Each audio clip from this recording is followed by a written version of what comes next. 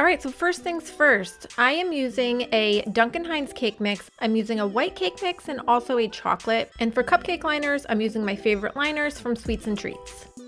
Now to create that classic hydrangea look, we are going to need a sheet of plastic wrap. So on this plastic wrap, we are going to be placing a few layers of colors, one on top of the other. So this way we're getting that really nice organic color blend that you often see on hydrangea flowers. Now for my hydrangeas, I chose to use a light blue for the first one that is layered with a white, but you can definitely choose whatever colors that you would like. You really just want to work on layering the colors on the plastic wrap. So here you can see I spread out a thin layer of the blue frosting, and then right on top of it, I'm layering a white frosting. And then again, once I'm done with this, I'm going to layer one more blue just to keep the colors intertwining together.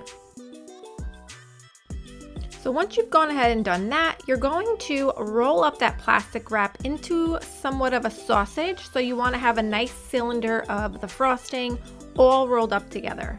And then once it's a nice and tight wrap, you can tie up one side just to keep it nice and secure and nothing's going to pop out. And then on the opposite side, we're going to snip off the end so that we can see the frosting right at the end. And before we pop that into our piping bag, we're going to fit it with either a 1M piping tip or a 2D. For these blue ones, I'm using a 2D piping tip.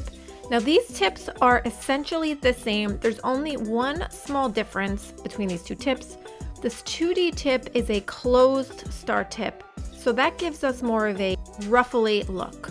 Creating the look of a hydrangea is actually relatively simple. All you have to do is create these drop stars all around the entire cupcake, and you can see as I am creating these stars, I'm letting them ruffle out a little bit. I want these to look a little bit more organic and make them look like petals. You can also see here that I'm building on top of that first layer of drop stars, and this creates a nice rounded cupcake and really gives the look of the hydrangea. At this point, you can choose to add some edible glitter like this. I got this prism powder from Fancy Sprinkles. It's just a light dusting of sparkle just to give it a little bit more of a pretty cupcake look. What's great about this cupcake design is that once you have a few cupcakes under your belt, you can really just fly with these and create so many within a short amount of time. And for the cupcake liners, you can see that I chose like a hunter green, and I did that by design because I wanted the base to look like the stems. For this set of cupcakes, I created two more colors. So for this one, I created a burgundy color that is layered with a white. And I repeated the exact same process as I did for the previous blue cupcakes. Now for these, I actually used a 1M piping tip, as you can see here, but you'll notice that it actually gives quite the same look.